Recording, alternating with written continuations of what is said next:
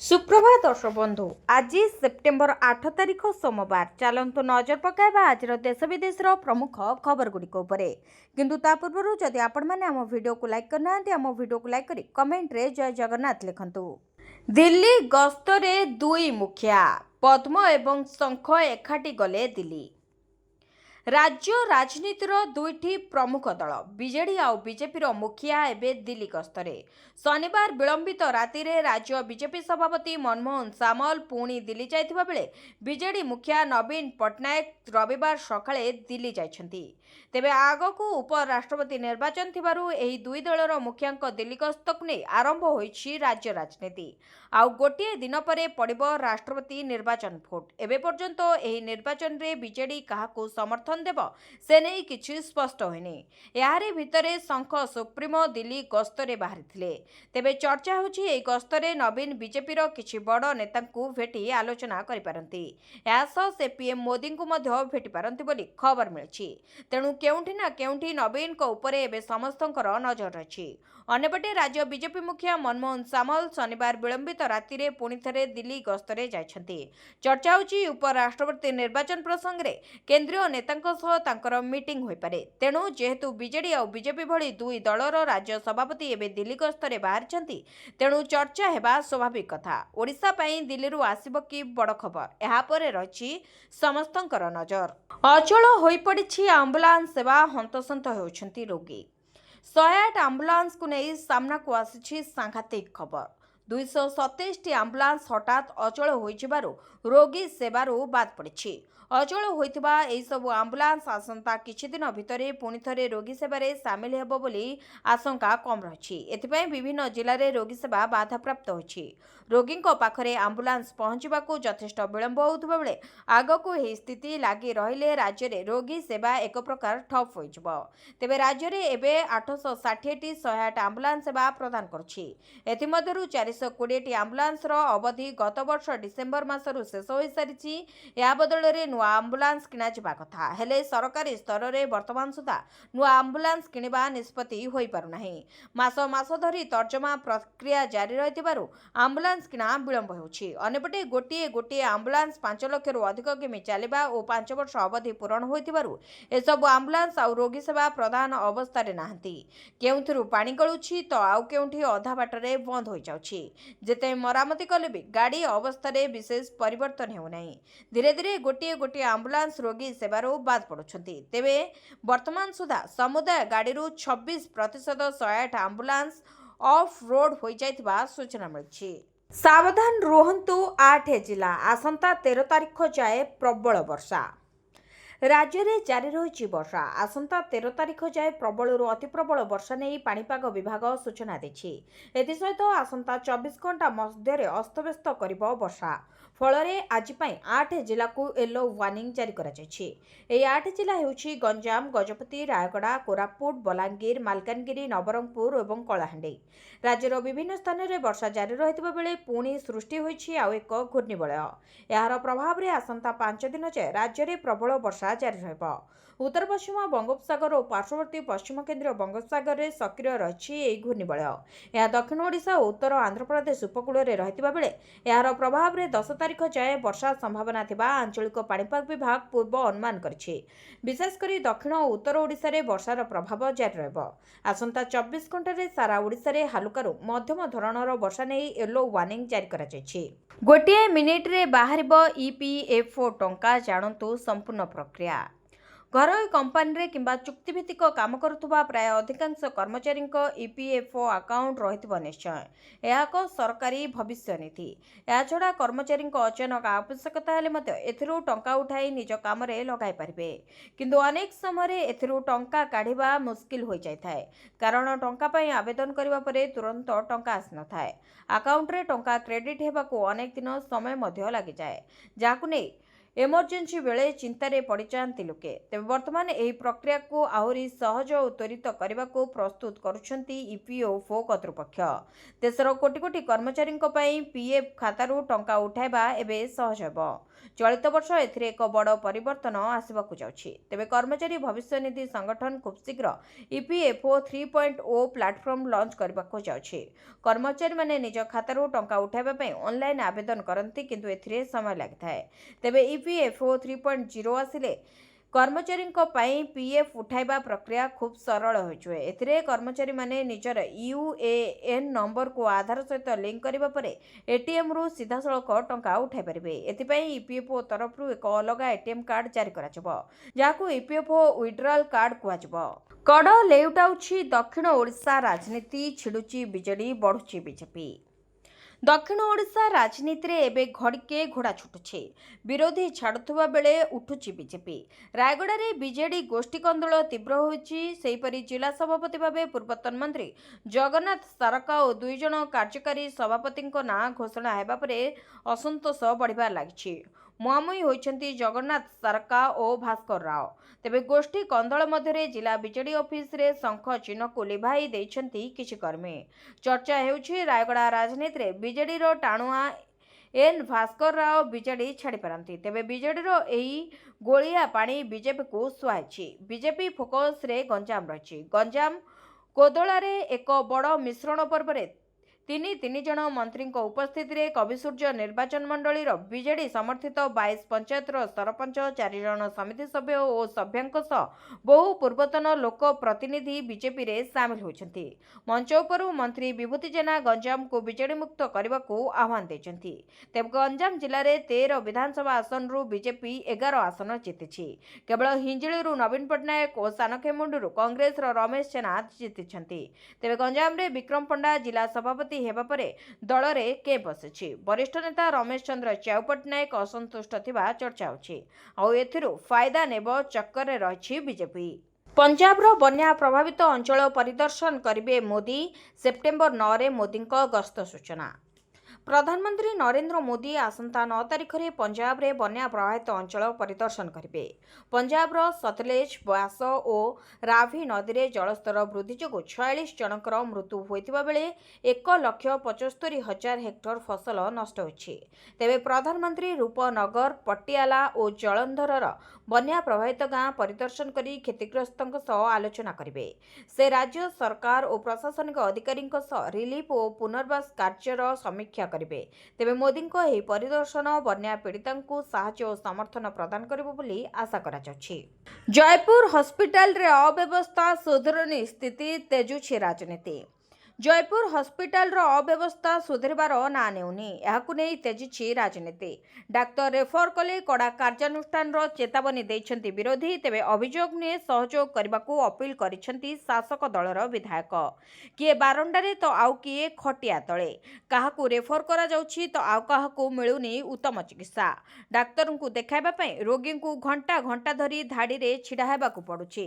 एही भली माळमाळ अभियोग ने गति करुछि कोरापुट जयपुर स्थित मुख्य चिकित्सालय। ना व्यवस्था रे परिवर्तन हेउछि ना किछि सुधार आसिछि।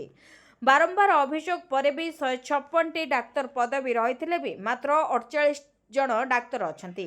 खाली पड़िछि 108 डाक्तरी पदवी। सेपरी 115 नर्सिंग पदवी थिबा बेले खाली पड़िछि 51टी नर्सिंग पदवी। एमआरआई सीटी स्कान रो मेसिन नाही, जा फଳରେ हंतसंत हेउछंती रोगी। तेबे समस्यार केमिति समाधान हेबो ता उपरे नजर देबो बोली कहचंती जिलापाल। हॉस्पिटल रो एभली स्थिति को नै एपटे मुहांमुही होइछंती शासक और विरोधी। पार्लियामेंट रे उठाइबे बोली कहचंती कोरापुट सांसद। सेपरी सुविधा थाई भी अन्य मेडिकल को डाक्तर माने रेफर करुथबारु तागेद करिछंती जयपुर विधायक।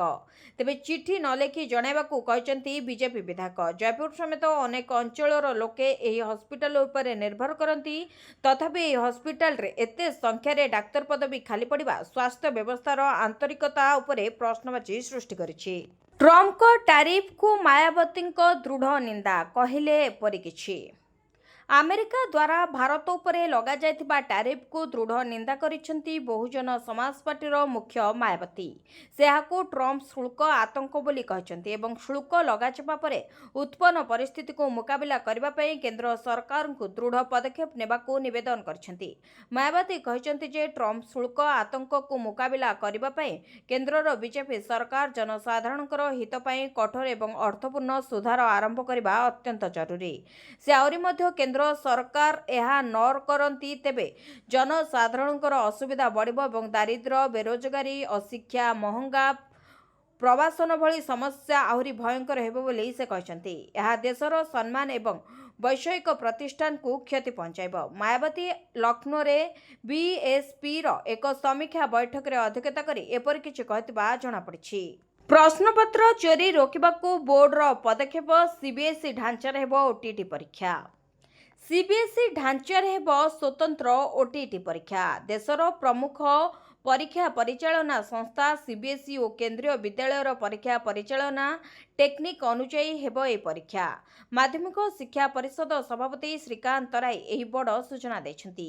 ଓଟିଇଟି ପରୀକ୍ଷାରେ ବିଭ୍ରାଟ ହେବା ପରେ ଏହି ଦୁଇଟି ପରୀକ୍ଷା ପରିଚାଳନା ସଂସ୍ଥାର କୌଶଳକୁ ଅନୁଧ୍ୟାନ କରାଯାଇଛି। ଆସନ୍ତା 27 ତାରିଖରେ ହେବ ସ୍ୱତନ୍ତ୍ର ଓଟିଇଟି ପରୀକ୍ଷା। ଡିଜିଲକର ବକ୍ସ ଟ୍ରଙ୍କରେ ପ୍ରଶ୍ନପତ୍ର ପୋଲିସ ସହାୟତାରେ ଯିବ। ସେହିପରି ଜିଲ୍ଲାପାଳ, ଏସିପି ଓ ଡିଇଓଙ୍କ ସହାୟତାରେ ପରୀକ୍ଷା କରାଯିବ। ବୋର୍ଡ ସଭାପତିଙ୍କ ସୂଚନା ଅନୁସାରେ 193ଟି କେନ୍ଦ୍ରରେ ସ୍ୱତନ୍ତ୍ର ଓଟିଇଟି ପରୀକ୍ଷା ହେବ। ଯାହା ପ୍ରଶ୍ନପତ୍ର ଢାଞ୍ଚା ରହିଥିଲା ସେହି ଅନୁଯାୟୀ ଏବଂ ସେହି ସେଣ୍ଟରରେ ପରୀକ୍ଷା ହେବ ବୋଲି ଜଣାପଡ଼ିଛି। ଭାଲୁଖାଇ ନାଳରେ ନାବାଳିକାର ମୃତଦେହ ଉଦ୍ଧାର। ନାଳରେ ଭାସୁଛି ନାବାଳିକାଙ୍କ ମୃତଦେହ। ଅନୁଗୁଳ ଭାଲୁଖାଇ ନାଳରୁ ଭାସମାନ ଅବସ୍ଥାରେ ନାବାଳିକା ମୃତଦେହ ଉଦ୍ଧାର କରାଯାଇଛି। ତେବେ ନାଳରୁ ଉଲଗ୍ନ ଅବସ୍ଥାରେ ମୃତଦେହ ମିଳିବା ପରେ ପ୍ରଥମେ ଦୁଷ୍କର୍ମ ପରେ ହତ୍ୟା କରାଯାଇଥିବା ଅଭିଯୋଗ ଆଣିଛନ୍ତି ମୃତକଙ୍କ ଭାଇ। ଅନୁଗୁଳ ସଦର ଥାନା ଶ୍ୟାମସୁନ୍ଦରପୁର ଅଞ୍ଚଳରେ ଏଭଳି ଏକ ଚାଞ୍ଚଲ୍ୟକର ଘଟଣା ଦେଖିବାକୁ ମିଳିଛି। ନାବାଳିକାର ଦୁଇ ଆଖି ତାଡ଼ି ନେଇଥିବା ବେଳେ କାନ ମଧ୍ୟ ଛିଣ୍ଡି ଯାଇଥିବା ଜଣାପଡ଼ିଛି। ଏପରିକି ବେକରେ କଟା ଦାଗ ସନ୍ଦେହ ଆହୁରି ବଢ଼ାଇ ଦେଇଛି। ଗୁରୁତ୍ୱପୂର୍ଣ୍ଣ କଥା ହେଉଛି ସକାଳ 9ଟାରୁ ମୃତଦେହ ଉଦ୍ଧାର ହୋଇଥିଲେ ବି ଅପରାହ୍ନରେ ପହଞ୍ଚିଥିଲା ସାଇଣ୍ଟିଫିକ୍ ଟିମ୍। ଏହାସହ ଅନୁଗୁଳ ଏସ୍ପି ମଧ୍ୟ ପହଞ୍ଚି ତଦନ୍ତ ଆରମ୍ଭ କରିଥିଲେ। ସେପଟେ ନାବାଳିକାକୁ ହତ୍ୟା କରାଯାଇଥିବା ଦାବିରେ ଟାୟାର ଜାଳି ରାସ୍ତାରୋକ କରିଥିଲେ ସ୍ଥାନୀୟ ଲୋକେ। ଫଳରେ ଅନୁଗୁଳ ବନ୍ତଳା ମୁଖ୍ୟ ରାସ୍ତା ଅବରୋଧ ହୋଇଥିଲା। ତେବେ ନାବାଳିକାକୁ ନ୍ୟାୟ ସହ ଘଟଣାର ସଠିକ୍ ତଦନ୍ତ ପାଇଁ ଦାବି କରିଥିଲେ ଗ୍ରାମବାସୀ। ଟ୍ରମ୍ପ ଟ୍ୟାରିଫ୍ ପରେ ମୋଦିଙ୍କୁ କେଜରିୱାଲଙ୍କ ଶବ୍ଦତୀର, କହିଲେ ଏପରି କିଛି।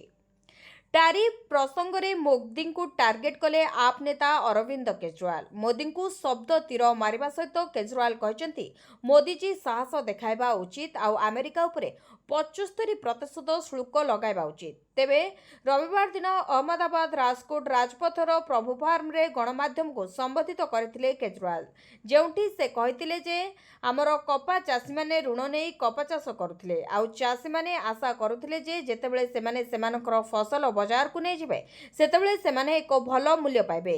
କିନ୍ତୁ କେନ୍ଦ୍ରରେ ବସିଥିବା ନରେନ୍ଦ୍ର ମୋଦିଙ୍କ ସରକାର ଅଗଷ୍ଟ 19 ତାରିଖରେ ଆମେରିକୀୟ କପା ଉପରୁ 11% ଆମଦାନୀ ଶୁଳ୍କ ହଟାଇ ଦେଇଥିଲେ, ଯାହାଫଳରେ ଏବେ ଆମେରିକୀୟ କପା ଶସ୍ତାରେ ବିକ୍ରି ହେବ। ଆଉ ଏବେ ଯେତେବେଳେ ଭାରତୀୟ ଚାଷୀମାନେ ବଜାରରେ ସେମାନଙ୍କର କପା ବିକ୍ରୟ କରିବାକୁ ଯିବେ, ଲୋକମାନେ ସେମାନଙ୍କ କପାକୁ ନ କିଣି ଆମେରିକାର କପା କିଣିବେ ବୋଲି କୁହାଯାଉଛି। ଏହାପରେ ଆପ୍ ମୁଖ୍ୟ ଆହୁରି ମଧ୍ୟ କହିଥିଲେ ଯେ ହୀରା କାରିଗରମାନେ ମଧ୍ୟ ଏକ ବଡ଼ ସଂକଟର ସମ୍ମୁଖୀନ ହେଉଛନ୍ତି। ସୁରଟରେ ଲକ୍ଷ ଲକ୍ଷ କାରିଗର ବେକାର ଏବଂ ବାସହୀନ ହୋଇଯାଇଛନ୍ତି। ଆମେରିକା ସରକାର ହୀରା ଉପରେ 50% ଶୁଳ୍କ ଲାଗୁ କରିବା ପରେ ମୋଦି ସରକାର ଟ୍ରମ୍ପଙ୍କ ଚାପ ଆଗରେ ମୁଣ୍ଡ ନୁଆଁଇ ଆମେରିକାକୁ କୌଣସି ଉତ୍ତର ଦେଉନାହାନ୍ତି। ତେଣୁ ମୋଦିଜୀ ସାହସ ଦେଖାଇବା ସହ ଆମେରିକାରୁ ଆସୁଥିବା ସାମଗ୍ରୀ ଉପରେ 75% ଶୁଳ୍କ ଲାଗୁ କରନ୍ତୁ ବୋଲି କହିଛନ୍ତି କେଜରିୱାଲ। ଜିଏସ୍ଟି ସ୍ଲାବର ପରିବର୍ତ୍ତନ, 15 ଦିନ ଭିତରେ କମିବ ଏହିସବୁ ଜିନିଷର ଦାମ। ଏନ୍ଡିଏ ସରକାରଙ୍କ ଦ୍ୱାରା କିଛି ବର୍ଷ ତଳେ ଲଗାଯାଇଥିବା ଜିଏସ୍ଟି ସ୍ଲାବରେ ବଡ଼ ପରିବର୍ତ୍ତନ କରିଛନ୍ତି। ଦୀପାବଳି ପୂର୍ବରୁ ଏହାର ଲାଭ ନାଗରିକଙ୍କୁ ମିଳିବାକୁ ଯାଉଛି। ସରକାର ପୂର୍ବରୁ ଲାଗୁ କରିଥିବା 4ଟି ଜିଏସ୍ଟି ସ୍ଲାବକୁ ବଦଳାଇ 2ଟି ସ୍ଲାବରେ ପରିଣତ କରିଛନ୍ତି। ଏହି କାରଣରୁ ସେପ୍ଟେମ୍ବର 22 ତାରିଖରୁ ସାଧାରଣ ନାଗରିକଙ୍କ ପାଇଁ କିଛି ଅତ୍ୟାବଶ୍ୟକ ସାମଗ୍ରୀର ଦାମ କମିବାକୁ ଯାଉଛି। ଏବେ ଆସନ୍ତୁ ନଜର ପକାଇବା କେଉଁ ସାମଗ୍ରୀର ଦାମ କମିବ। ତେବେ ସରକାର ତେଲ, ସାବୁନ ଓ ସାମ୍ପୁ ଉପରେ ପୂର୍ବରୁ ଲାଗୁ ହୋଇଥିବା 18% ଜିଏସ୍ଟି କୁ କମ୍ କରି 5% ସ୍ଲାବକୁ ଆଣିଛନ୍ତି। ଅର୍ଥାତ୍ ପୂର୍ବରୁ ଜିଏସ୍ଟି ସହ 118 ଟଙ୍କାରେ ମିଳୁଥିବା ସାମ୍ପୁ ଏବେ 105 ଟଙ୍କାରେ ମିଳିବ। ସେହିପରି ତେଲ ଓ ସାବୁନ ଉପରେ ବି ଏହି ହିସାବରେ ଜିଏସ୍ଟି ଲାଗୁ ହେବ। ସେହିପରି ସରକାର ପୂର୍ବରୁ ବିସ୍କୁଟ ଓ ନମକିନ୍ ଉପରେ ଯଥାକ୍ରମରେ 18 ଓ 22% ଜିଏସ୍ଟି ଲାଗୁ କରିଥିଲେ। ପୂର୍ବରୁ 5 ଟଙ୍କାର ନମକିନ୍କୁ ଆପଣମାନେ 60 ପଇସା ଟ୍ୟାକ୍ସ ଦେଉଥିଲେ। ଏବେ ଏହା 5% ସ୍ଲାବକୁ ଖସି ଆସିଥିବାରୁ ଆପଣଙ୍କୁ 5 ଟଙ୍କାର ନମକିନ୍ ଉପରେ ମାତ୍ର 25 ପଇସା ଟ୍ୟାକ୍ସ ଦେବାକୁ ପଡ଼ିବ।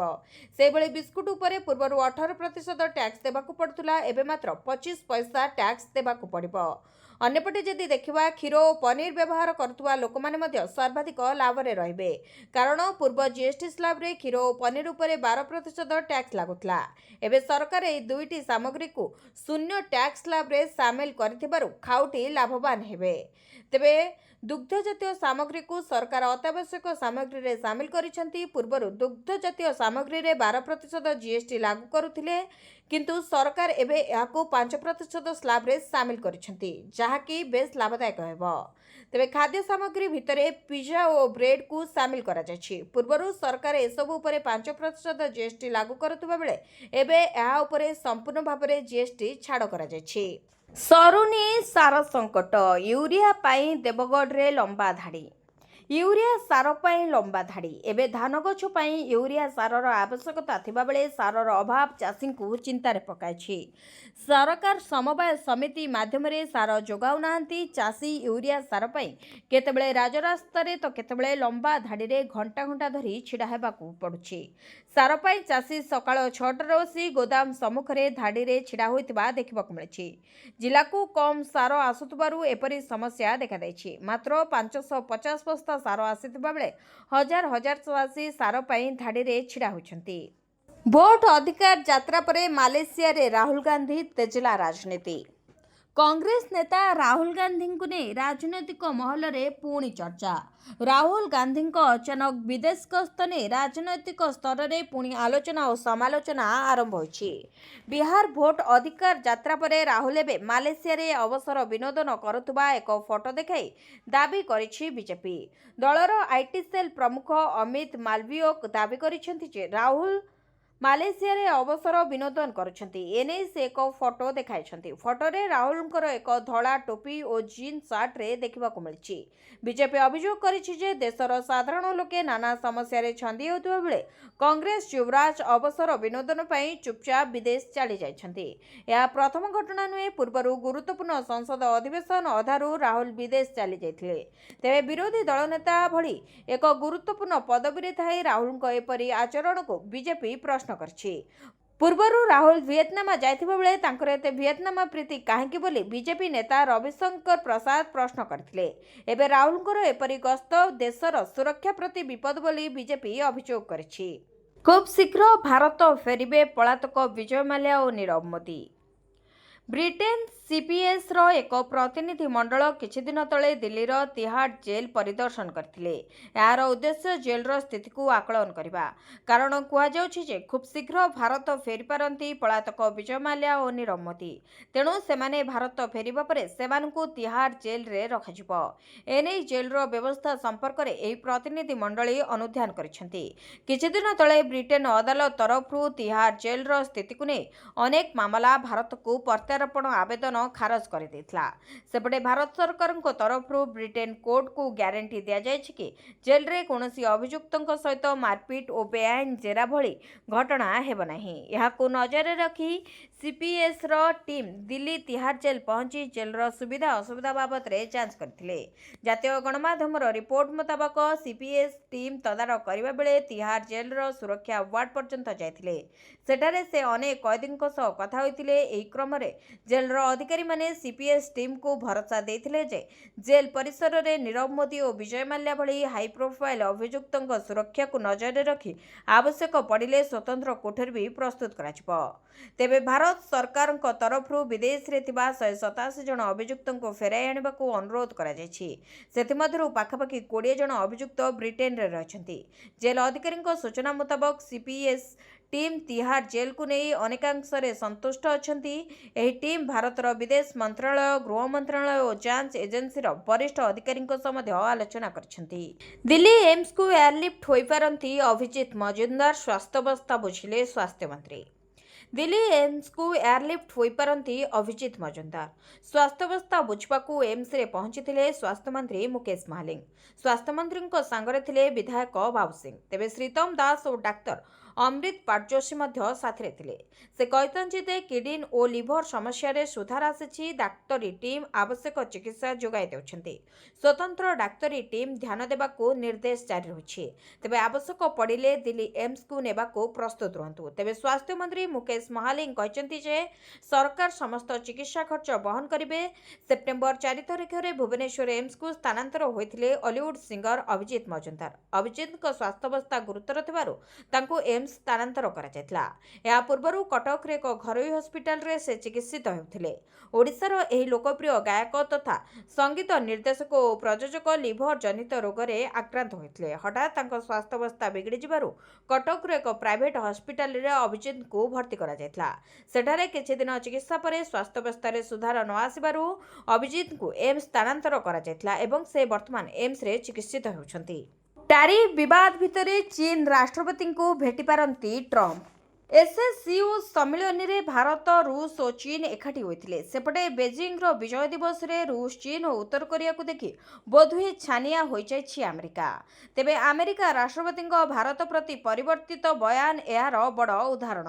या भितर मिली आउ एक बड़ खबर। अमेरिका राष्ट्रपति डोनाल्ड ट्रंप अक्टोबर में दक्षिण कोरिया गस्त करिपारंती। तेबे ट्रंप एशिया प्रशांत महासागरीय आर्थिक सहयोग सम्मेलन में जोग देबे। एही शिखर सम्मेलन में ट्रंप एवं चीन राष्ट्रपति शी जिनपिंग को मध्य द्विपाक्षिक आलोचना ट्रंप प्रशासन अधिकारी माने कहचंती जे ट्रंप तांकर श्रेष्ठ परामर्शदातांक सहित दक्षिण कोरिया गस्त करिवे। खाता को आसीबा को जाउछि पीएम किसान रो 21तम किस्ती उत्साहित चासी। पीएम किसान रो 20तम किस्ती अगस्त 2 तारिख रे चासी को खाता को आसी सारिथिबा बेले हेबे 21तम किस्ती को नै चर्चा जोर धरिछि। तेबे पीएम किसान रो 21तम किस्ती खूब शीघ्र चासी को खाता को आसीबो। एने जातीय गणमाध्यम रे चर्चा होछि। तेबे एही टंका नवेम्बर किंबा डिसेम्बर आसीबो बोली एबे खबर प्रकाशित होछि। किंतु एने सरकार को पक्षरु एजबत कोनोसी विज्ञप्ति प्रकाश पाइ नाही। तेबे आगकू प्रधानमंत्री को जन्मदिन थिबारु एही समय रे चासी को खाता को प्रधानमंत्री टंका पठाई पारंती बोली साधारण रे आलोचना होछि। तेबे सरकार चासी को आर्थिक स्तर रे सुदृढ़ करिबा पई चासी को खाता को टंका पठाउछंती। वर्ष को 6000 टंका चासी को खाता को आसुछि। तेबे टंका किस्ती हिसाब रे 2000 टंका लेखाए चासी को खाता को आसुछि। जहाकु नै चासी उत्साहित हेबा सहित बेस लाभवान मध्य हेउचंती। खूब शीघ्र खोलिबा को जाउछि सुभद्रा पोर्टाल। मिलिबो एकाथरे 20000 टंका। सुभद्रार तृतीय पर्याय टंका राखी पूर्णिमा रे महिलांक खाता को आसी सारिथिबा बेले एबे भी अनेक हिताधिकारी एही टंकारो वंचित अछंती। तेबे जहाकु नै वर्तमान एक खबर सामना को आसीछि। तेबे जेउ माने सुभद्रा योजना रो वंचित अछंती सेमानक पई आसीछि खुशी खबर। कारण खूब शीघ्र खोलिबा को जाउछि सुभद्रा पोर्टाल। जदि आपण योग्य हिताधिकारी होइतिबे एवं कोनोसी कारणवशत आपण सुभद्रा योजना रो वंचित होइतिबे ताहाले एहा आपणक पई बेस लाभदायक हेबो। कारण आपण पुणी थरे सुभद्रा योजना रे आवेदन करी सीधा सळक सरकारक पाखरु 20000 टंका पाइ परिबे। तेबे एई 20000 टंका मार्च मास रे दिया जिवो बोली चर्चा होछि। भिडियोटी को शेष जाय देखिथिबारु आपनकु धन्यवाद। जदि आपण माने ए पर्यंत हम वीडियो को लाइक करनांती हम वीडियो को लाइक करी कमेंट रे जय जगन्नाथ लिखंतु। एथि सहित हम चैनल को सब्सक्राइब करी पाखरे थिबा बेल आइकन को प्रेस करंतु।